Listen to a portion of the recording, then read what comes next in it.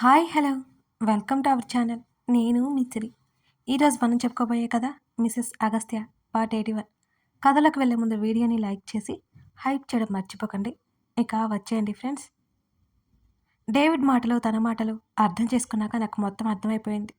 Oh my God, నువ్వు తన తల్లిని తీసుకొచ్చావని నన్ను ఎత్తుకొల్లిపోయాడన్నమాట ఆ డేవిడ్, అంతే కదా అన్నాను నేను ఏదో కనిపెట్టినట్టుగా. "మ్మ్, నిన్ను అంకుల్ దగ్గరికి వెళ్ళమంటే అసలు ఈ ఇంటికి మన ఇంటికి ఎందుకు వచ్చావు? ఆ రోజు గనుక నువ్వు అంకుల్ దగ్గరికి వెళ్ళి ఉంటే సేఫ్గా ఉండేదానివి" అని విసుగ్గా అన్నాడు అగస్త్య. ఏంటి నువ్వనేది అని అయోమయంగా అడిగాను. అవును, వాళ్ళు మన ఇంటి మీద అటాక్ చేయాలని ప్లాన్. నీ గురించి డీటెయిల్స్ ఏమీ తెలియదు కానీ నువ్వే ఇరుక్కున్నావు పోయి పోయి అని అంటున్న అగస్త్య ముఖంలో కోపం స్పష్టంగా కనబడుతోంది. అవునా? లేకపోతే నేను ముందుగా ఆలోచించకుండా నిన్నసలు అక్కడికి ఎందుకు పంపిస్తాను? నాతో పాటే ఉంచుకోకపోయానా? అని అన్నాడు ఒక్కింత విసుగ్గా. నిజంగా నాకు తెలీదు. నేను అక్కడికి వెళ్తే డాడీకి ఇబ్బంది అవుతుందని ఆలోచించాను అని అంటూ తలని కిందకి వాల్చేశాను నేను. సరే సరే వదిలేయ్ వాటి గురించి అన్నాడు అగస్త్య.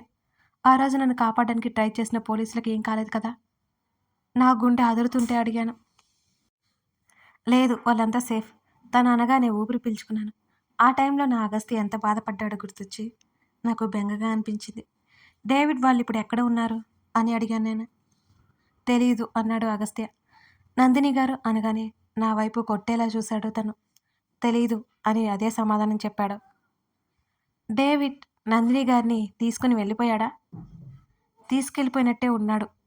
అబ్బా, అన్నీ సగం సగం చెప్పకు నాకు అని విసుక్కుంటూ అన్నాను నేను. నన్ను కూడా పదే పదే అడిగి విసిగించకు అని చిరాగ్గా లేచి ల్యాప్టాప్ తీసుకొని సోఫాలో కూలబడ్డాడు అగస్త్య.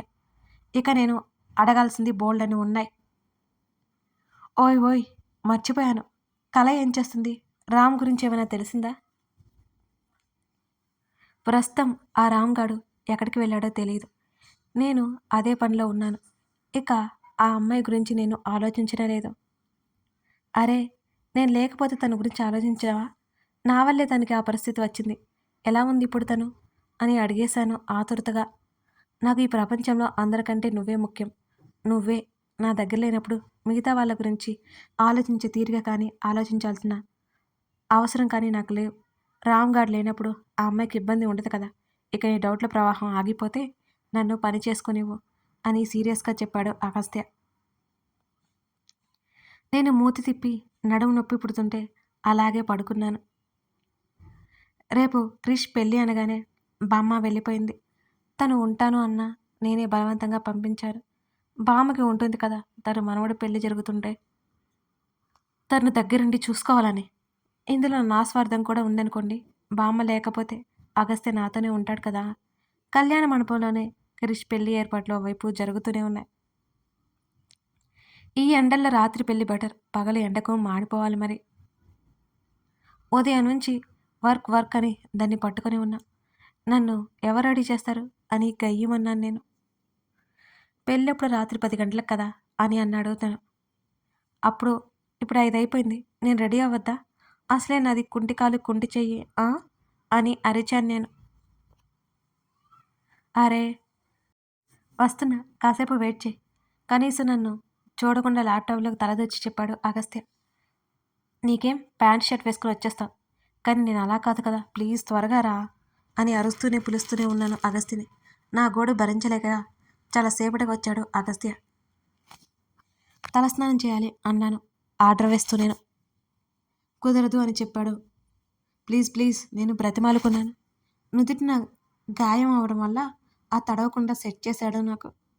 నాది ఒక చెయ్యి పనిచేస్తుంది కాబట్టి తన హెల్ప్తో ఫాస్ట్గా స్నానం చేసేసి తన జుట్టు ఆరబెడుతుంటే అలాగే కుర్చీలో కూర్చొని వెనక్కి వాలాను నేను. అబ్బా, నిద్ర వచ్చేసింది నాకైతే. అప్పటికే నా తల మీద 2 పొడిచాడు కాబట్టి బుద్ధిగా కూర్చొని ఉన్నాను నేను. అసలే మంది 3 జుట్టు కాబట్టి వెంటనే అయిపోయింది. కొప్పు పెట్టేసి లెహంగా బయటకు తీశాడు. అదైతే క్యారీ చేయడం ఈజీగా ఉంటుంది కదా. కష్టమే అనుకోండి, కానీ చీరల కంటే అదే బెటర్ కదా. డ్రెస్ వేసుకుంటుంటే ఏం బాగుంటుంది పెళ్ళికి వెళ్తూ. అసలే మా ఆయన తమ్ముడు పెళ్ళి, మా మరిది గారి పెళ్ళి. ఆ మాత్రం చీర కట్టకపోతే ఎలా? నా జడ ఎవరేస్తారు? బిక్క మొహం వేశాను అద్దంలో చూసుకుంటూనే. అది మాత్రం నన్ను అడక్కో, నా వల్ల కాదు అని ముఖం చిట్లించి చెప్పాడు అగస్త్య. ప్లీజ్ ఏదో ఒకటి చేయి. తను ఎవరికో కాల్ చేశాడు. నేనెంత అడిగినా నా మాట వినలేదు. మరో 10 నిమిషాల్లో బ్యూటీషియన్ వచ్చింది. నేను షాక్ అయ్యి నోరు తెరుచుకొని చూశాను తన వంక. అరగంటలో నన్ను అద్భుతంగా రెడీ చేసింది. పనిలో పని చేతులకి మెహందీ కూడా పెట్టేసింది. తను వచ్చినందుకు పే చేశాడు. ఆమె వెళ్ళిపోయాక తను రెడీ అయ్యాడు. అప్పటికి రాత్రి 7 అయిపోయింది. గంట తర్వాత మెహందీ కడిగేశాడు. తను పైకి లేచి మెల్లిగా నిలబడ్డాడు. ఒక కాలు మీద బ్యాలెన్స్ చేసుకుంటూ. నన్ను పైనుంచి కింద వరకు చూస్తూ కనిపించకుండా ఉన్న నా నడుముని చుట్టూ చటుక్కున గిల్లేశాడు అగస్త్య.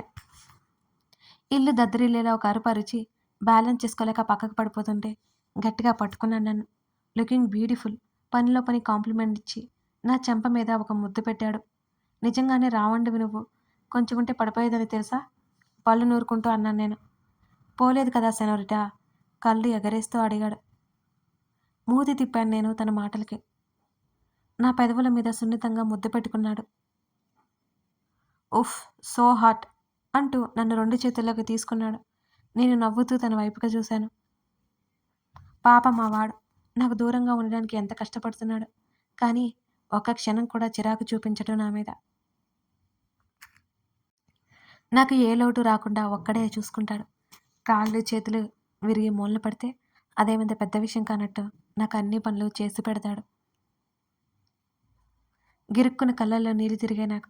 తను చూడకుండా ముఖం పక్కకు పెట్టేసుకుని కళ్ళు తుడుచుకున్నాను. జాగ్రత్తగా కారులో కూర్చోబెట్టాడు. ఇద్దరం కళ్యాణ మండపానికి బయలుదేరాము ఇంటి నుంచి. మేము వెళ్ళేసరికి వధూవరులు పెళ్లిపెట్ల మీద కూర్చున్నారు. నేను పెళ్లి చూడ్డానికి ముందు వరుసలోనే ఎదురుగా కూర్చున్నాను. నాకు అదే బాగుంటేనా మండపం మీద సెటిల్ అయ్యేదాన్ని. అగస్త్య నా పక్కన కూర్చున్నాడు. అంకుల్ అగస్త్య రావడం చూసి చాలా సంతోషంగా ఉన్నాడు. దూరం నుంచి డాడీ వచ్చి అగస్త్య పక్కనే కూర్చున్నాడు. నా పక్కన కూర్చోలేదని నేను అలిగాను. డాడీ గమనించినా సరే నవ్వుకొని అగస్త్యతో మాట్లాడుతున్నారు. క్రిష్ వాళ్ళ అమ్మగారు అలాగే వీల్ చైర్లో కూర్చొని పెళ్లిని చూస్తున్నారు. బామ్మ చాలా సంతోషంగా ఉంది. క్రిష్ వాళ్ళ నాన్నగారు దగ్గర నుండి అందరినీ పలకరిస్తున్నారు. ఇక మా జయంతి ఆంటీ పట్ట పగ్గాలు అటు ఇటు హడావుడి పెట్టేస్తూనే తిరుగుతోంది. వాళ్ళ అమ్మాయి కంటే అందంగా రెడీ అయింది. తపాల చటిలా అక్కడక్కడ మోయలేనన్ని నగలు వేసుకుని తిరుగుతుంటే నాకు నవ్వొచ్చింది ఒక్కసారిగా. వధూవరులు ఎంతో సంతోషంగా ఉన్నారు. అనిక ముఖంలో సిగ్గు సంతోషం స్పష్టంగా కనబడుతోంది నాకు. వాళ్ళ అమ్మ దెబ్బకి పాపం భయపడిపోయింది ఎట్టకేలకు. ఇప్పటికీ ఇద్దరూ ఒక్కటైపోయారు. ఘనంగా క్రిష్ అనికలా పెళ్లి జరిగిపోయింది. నేను డాడీ అగస్త్య ఒక చోట భోజనానికి కూర్చున్నా. నా కుడి చేయికి దెబ్బ తగిలింది కాబట్టి రోజు అగస్త్య తినిపించేవాడు. కానీ ఆ రోజు డ్యూటీ మా డాడీకి వెళ్ళిపోయింది. డాడీ చేతితో కలిపి తినిపిస్తుంటే హాయిగా ఉంది ఎంతో. నా అల్లరి చూసి నవ్వుకుంటున్నాడు తను. ఎవరు చూడకుండా గాల్లోనే ఫ్లయింగ్ కిస్ ఇచ్చాను. కళ్ళు చిన్నవి చేసి చూపించి వేలు చూపించాడు. బుద్ధిగా కూర్చోమని నాలుక బయటపెట్టి వెక్కిరించాను నేను. మా డాడీ నా వేషాలు చూస్తూ నవ్వుతున్నారు. నాకు తినిపించేసి ఆయన భోజనం చేశారు. మీరు మాట్లాడుతూ ఉండండి, నేను ఇప్పుడే వస్తాను అని అంటూ వధూవరుల కోసం తీసుకున్న గిఫ్ట్ ప్యాక్ ఇవ్వడానికి వెళ్ళిపోయారు డాడీ.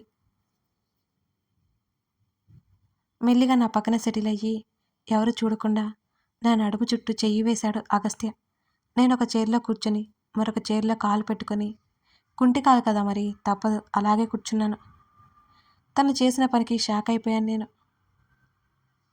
ఓయ్, ఏం చేస్తున్నావు చైతి అని చుట్టూ గమనిస్తూ అన్నాను.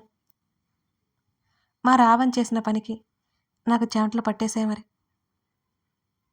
ఇందాకేమో సైగలు చేస్తున్నావు కదా, ఇప్పుడు చెయ్యి అని మెల్లిగా నడుము గిల్లేశాడు అగస్త్య. అరవలేను కదా, నోరు మూసుకుని కూర్చొని తన వైపు ఏడుపు మొహం పెట్టుకొని చూశాను నేను. తను మెల్లిగా నడుమంతా తడుముతుంటే గొంతు తడారిపోయింది నాకు. గుండె వేగం పెరిగిపోయింది. రాక్షసుడా వదులు, ఎవరైనా చూస్తారు. నేను ఎంత బ్రతిమాలిన గట్టిగా నొక్కి పట్టుకుంటున్నాడు అగస్త్య. నేనైతే టెన్షన్తో పోయేలా ఉన్నాను. నన్ను టెన్షన్ పెట్టడం ఈ రావణ్కి మహా సరదా. నిజానికి నా లుక్స్ చూసి డిస్టర్బ్ అయినట్టున్నాడు పాపం. ప్లీజ్ ఇంకోసారి నిన్ను డిస్టర్బ్ చేయను, ప్రామిస్.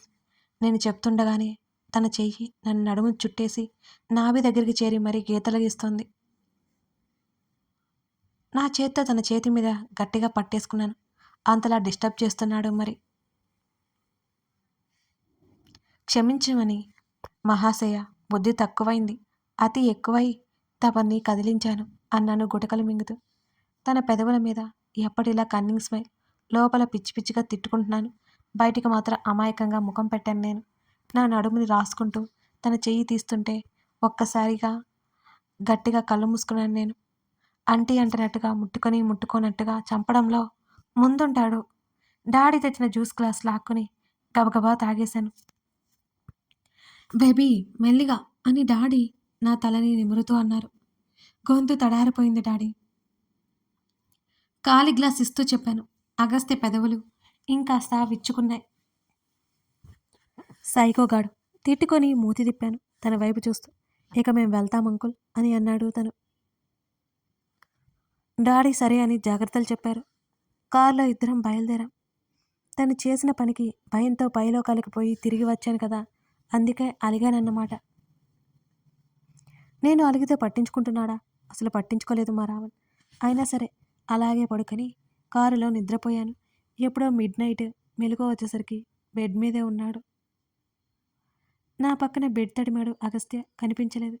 మెల్లిగా బెడ్ దిగి స్టిక్ సపోర్ట్ చేసుకుని తెరిచి ఉన్న బాల్కనీ వైపుకి వెళ్ళాను. సోఫాలో కూర్చుని వెనక్కి వాలి కళ్ళు మూసుకుని కనిపించాడు అగస్త్య. ఏమైంది తనకి? ఒకవేళ ఇక్కడే కూర్చుని ఇలాగే పడుకున్నాడా? నేను పిలవడంతో ఉలిక్కిపడి లేచి నా వైపు చూశాడు. ఏమైంది, ఇక్కడ పడుకున్నావు ఏంటి? ఆవలిస్తూ అడిగాను. గాలి వస్తుంటే ఇక్కడే కూర్చున్నాను, నిద్రపోయినట్టున్నాను. తను పైకి లేపి నా భుజం చుట్టూ చెయ్యేసి నన్ను నడిపించుకుని బెడ్ దగ్గరికి తీసుకొచ్చాడు. బాల్కనీ డోర్ క్లోజ్ చేసిన నా దగ్గరికి వచ్చాడు. నేను డ్రెస్ చేంజ్ చేసుకుంటాను, నాకు చిరాగ్గా ఉంది అని అన్నాను. తను నైట్ వేర్ తెచ్చాడు. తీసేయి అన్నాను ఓని చూపిస్తూ. చంపేయాలని చూస్తున్నావా నన్ను అంటూ నా ఓని పిన్ తీసేశాడు అగస్త్య. తప్పదు, కట్టుకున్నాక పెళ్ళానికి అన్నీ చేసి పెట్టాలి అని నవ్వుతూ భుజాలు కదిలించాను నేను. ఈడియట్ అంటూ నా ఎదురుగా నిలబడి పైనుండి కింద వరకు స్కాన్ చేస్తుంటే, ఏయ్ ఏంటా చూపు, కానివ్వు అని ఆర్డర్ వేస్తూ అన్నాను. మా వాడికి ఆర్డర్ వేస్తే మండుతుంది కదా, ఎగ్జాక్ట్లీ ఇప్పుడు కూడా అలాగే మండిపోయింది. వెంటనే నా నడుము పట్టుకుని దగ్గరికి లాక్కున్నాడు అగస్త్య. తన కళ్ళకు నా చెయ్యి అడ్డు పెట్టాను.